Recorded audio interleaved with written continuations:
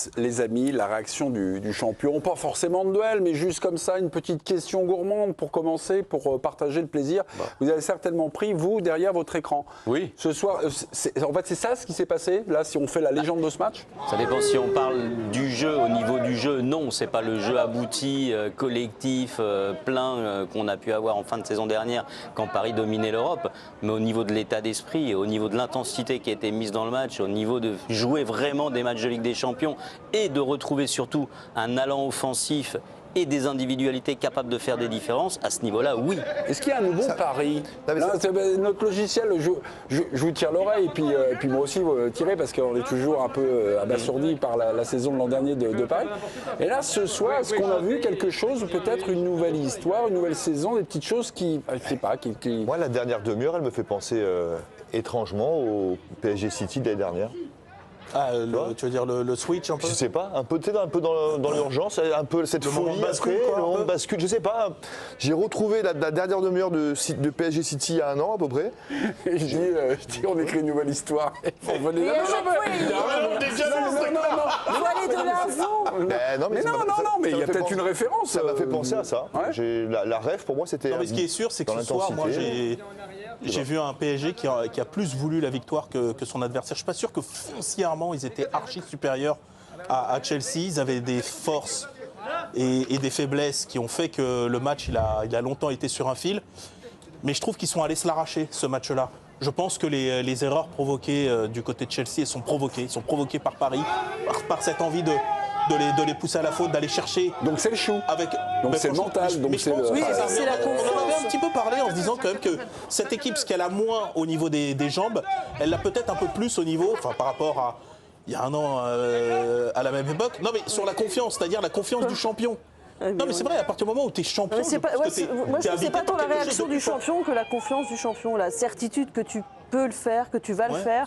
Alors que Chelsea, à l'inverse, tu sentais une équipe qui pouvait les mettre en difficulté, mais qui a eu à un moment donné en se disant mais attends, c'est peut-être bien si on fait 2-2 ou même 3-2, finalement on perd 3-2. Ils l'ont accepté. Et il y a eu des changements un peu prudents, enfin tu vois, il y avait ce côté, bon bah on va se résigner à pas perdre trop large, parce qu'on joue contre Paris, qui est le champion d'Europe, et eux, à l'inverse, de se dire on est le champion d'Europe, et de faire entrer un joueur avec l'état d'esprit de Kvara, dont tu sentais qu'il avait envie de manger tout le monde. Et voilà, quand tu as un talent en plus comme ça sur le banc, c'est aussi la richesse d'un effectif, ça on en a assez parlé. Sur lui avant qu'il rentre à un moment. On s'est regardé, on a dit il est en mode vénère. Mais t'as le côté quand même monté en puissance, tu sais, pour répondre à ce que tu dis. C'est-à-dire tu le sens. Alors après, il faut que ce soit confirmé. Mais dans le déroulé, ça fait 2 mois. Ça fait 2 mois que. Je trouve que ça demande quand même à. Ça fait 2 mois que je vous tarabue cette question. On dit ça et puis après il rechute le match d'après. Donc attendons de voir un petit peu. C'est pour ça, moi je suis assez prudent aussi. Mais déjà rien que dans le déroulé du match, à la mi-temps, bon, on se posait la question. Et c'est vrai que tu as la rentrée de Kvara. Moi je trouve que Luis Enrique finalement, il a plutôt été bon dans la gestion de ce cas-là. C'est-à-dire qu'il l'a piqué, le fait rentrer en mode, tu le disais, Lyon en cage. C'est toujours la même histoire en fait. Il n'a pas mis le bon joueur au départ, mais il a été bon parce que quand il est rentré, il a marqué des buts. Enfin, tu pouvais aussi considérer que. Sur les gros matchs moi, je considérais au début du match, j'étais quand même extrêmement surpris de ne pas voir Kvara qui, dans les matchs de Ligue des Champions, met toujours cette intensité et agressif avec ses défenseurs, marque beaucoup de buts dans ces matchs-là. Mais Étienne, quand on dit finalement, Luis Enrique, il a eu raison, il l'a managé, il l'a piqué, on réécrit un petit peu l'histoire. Oui, mais Luis Enrique, comme il est champion d'Europe et qu'il a produit un jeu exceptionnel avec Paris, forcément il a toujours raison, même quand il a tort. Donc, mais il a vite rectifié. Il avait l'intention de le faire rentrer, et quand il est rentré, c'était un fauve. Est-ce qu'on réécrit l'histoire nous, ou est-ce que lui il avait prédit l'histoire? Est-ce que lui il s'est dit, voilà, parce que c'est intéressant aussi de peut-être que lui se dit, ok, Chelsea, je vois cette équipe jouer depuis longtemps. C'est une équipe qui à l'heure de jeu, un peu comme nous d'ailleurs parfois, plonge un peu. Est-ce que le plus dangereux de mes 4 devant, si je le mets sur le banc, avec l'orgueil, le talent, excuse-moi, avec tout le respect que j'ai pour toi, Jérôme, je ne crois pas du tout à cette analyse. Mais alors, je pense que le plus dangereux que tu le mets sur le terrain. Oui, mais tu as aussi l'état de forme actuel. C'est-à-dire là, tu vois que en ce moment est un peu moins bien. Peut-être que Doué se donne et se dit, bah là, écoute, on va tenter un truc. On les fatigue. Bon, Kvara, désolé, mais là, tu comprends, Désiré Dez, il est bien en ce moment. Tu vas rester sur le banc. Tu rentreras à un moment donné, quoi qu'il arrive. C'est l'histoire. Giovanni Castaldi qui nous attend au Parc des Princes. Giovanni, bonsoir. Giovanni 1, félicitations, puisque hier vous étiez optimiste, j'étais pessimiste. Les faits, le match, votre connaissance vous a donné raison. Je vous félicite. Bravo, Giovanni. Merci Giovanni, c'est la dernière fois. Salut à toi. Non, Giovanni, vous avez évidemment assisté au match. Est-ce qu'il y a des choses là, vu du stade, des petites nouveautés, des petites inflexions, enfin voilà, voilà l'impression générale de cette rencontre sur ce qui s'est produit ce soir. Bonsoir Mémé, bonsoir à tous. Mais alors moi désolé, je vais faire aucune analogie, aucun point de comparaison avec la saison passée, puisque c'est deux choses qui n'ont absolument rien à voir. Moi ce soir j'ai été déjà premièrement extrêmement déçu de cette équipe de Chelsea, puisque les deux buts que marque Chelsea sont pour moi des graves erreurs défensives et individuelles du Paris Saint-Germain. Et j'ai trouvé un PSG qui sur le plan athlétique a été très séduisant. En seconde période, ils ont trouvé des grandes ressources dans le pressing, et j'ai vu aussi un Luis Enrique qui a tenté des choses tactiquement pour essayer constamment de surprendre ses adversaires, avec Warren Zaïre-Emery et Hakimi sur le côté droit, avec un Désiré Doué beaucoup plus central. Donc à mon sens c'est ce qui justifie la mise au banc de Kvaratskhelia. J'étais sur la ligne d'Etienne Moiti, pour moi c'était un non-sens de ne pas le faire débuter. Donc voilà, j'ai vu un Luis Enrique qui avait très très bien travaillé son match, et des joueurs qui ont répondu psychologiquement et dans le plan de jeu à la problématique Chelsea, qui m'a énormément déçu ce soir. Okay. Mais en quoi les options tactiques ont dérangé Chelsea? Est-ce que vous l'avez dit sur certains positionnements de joueurs, Zaïre-Emery et puis Hakimi? J'ai pas trop vu, moi. Enfin là c'est à la télé, hein, donc en quoi ça les a emmerdés, Chelsea? Je pense qu'il a un peu réorganisé sa manière de presser par rapport aux états de forme qui sont disparates. Notamment, il a un peu plus caché Vitinha parce qu'il a moins de jambes. Il était beaucoup axe gauche pour être troisième central. C'était Neves qui portait beaucoup plus la pression, avec Désiré Doué qui se recentrait. Après, il a tenté des choses, mais on voit que c'est un coach aussi qui sait que son équipe est prévisible parce qu'elle est énormément scrutée, parce qu'elle est championne d'Europe, et il essaye de changer des circuits de passe, des appels. On a vu Mendes et Hakimi, je crois que vous l'avez dit à la mi-temps, je vous ai écouté, qui était vraiment très très très haut aussi. Donc voilà, c'est une équipe qui est en perpétuelle invention, création. Est-ce que ça ira au bout? J'en sais rien, mais ils tentent des choses. Giovanni, juste un peu pour le dispositif tactique, moi j'étais, on va dire, un peu tourmenté, un peu inquiet, parce que Marquinhos suivait comme son ombre ce diable de Neto. On s'est eu par texto, m'a dit ouais, mais et c'est la même chose, pas de chose, suit comme son ombre, mais lui c'est un joueur, on va dire, plus axial, João Pedro. Vous l'avez constaté? Hakimi aussi sur l'Argentin, non Enzo Fernandez. Enzo, exactement. Exactement. Il y avait aussi Joao Neves sur Cole Palmer. Bon, ça dit beaucoup de la confiance de Luis Enrique. Il y avait du 1 contre 1. Après, Mémé, pour être transparent, moi au stade, j'étais très inquiet pour Marquinhos. J'ai rien contre les personnes un peu plus âgées, mais parfois, il a vraiment fait son âge ce soir.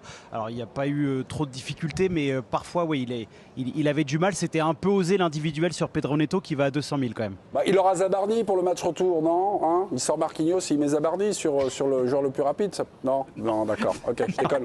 Je ne pense pas. Dans quelques minutes, on attend votre question sur Kvaratskhelia, hein, votre déception. Hein, vous allez nous le chauffer, Luis Enrique. Tu dis, est-ce que vous vous êtes trompé? Voilà, est-ce que...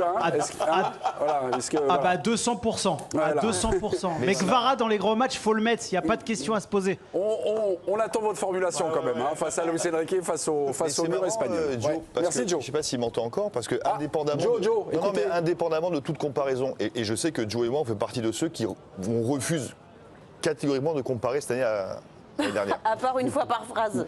Non, mais non Amélie, c'est pas vrai, parce que tu t'es régalé quand avec ce PSG avec des champions, autant ce soir qu'il y a à peu près un an. Le Bayer Leverkusen, c'était vachement bien. La phase de ligue. Le gros match, les gars.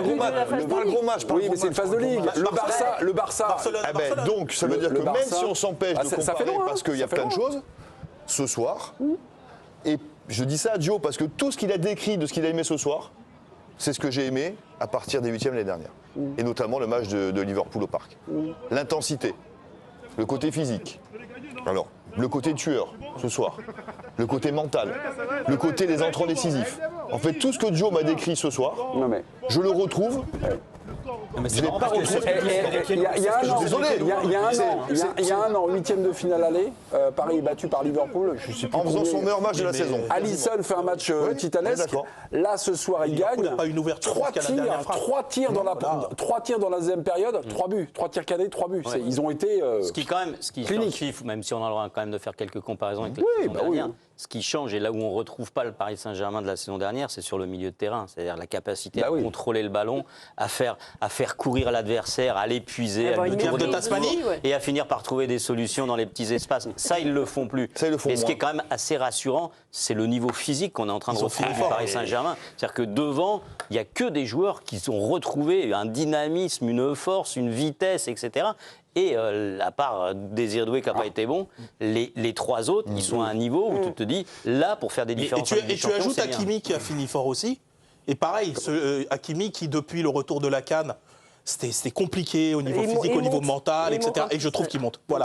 Et lui, c'est aussi un vrai baromètre Alors que de cette Nuno équipe. Mendes, de l'autre côté, est plus inquiétant. Non, mais Lui, il a plus à boire et à manger. C'est ce que dit Luis Enrique depuis déjà un moment, où quand il y a eu le moment des barrages, il a dit moi je veux jouer les barrages parce que on va monter en puissance, etc. Enfin lui, il n'arrête pas de nous vendre ça depuis un moment et on était là à se dire mais attends, on comprend pas, ça démarre pas quoi. Ouais. Alors est-ce que ça démarre là? Quand il était mené de 2-0 à Monaco, il avait un tout petit peu moins envie de jouer les barrages. Mais bon, ça s'est bien terminé. Ouais, après ça s'est bien terminé. Mais Qu'est-ce qu'il y a Qu'est-ce qu'il y a non, excusez-moi, mais je veux juste, pour terminer avec ces trucs de la saison passée, et on en parle forcément, et pas loin de moi l'idée de flatter l'excellente présidente Mélisande Gomez, mais moi, le seul truc, je trouve, qu'on oublie de dire sur cette histoire de saison passée, on est toujours là à dire, il paye le prix de cette saison à rallonge, le fait d'avoir voulu tout gagner. Je pense qu'on sous-estime vachement le côté psychologique d'avoir été champion et la confiance que ça te donne quand tu es dos au mur. Et à la limite, on pourrait parler de ça, de ce côté psychologique déclic, plutôt que de faire des comparaisons dans le jeu, dans les courses. À mon sens, c'est un peu plus important dans les moments qui comptent.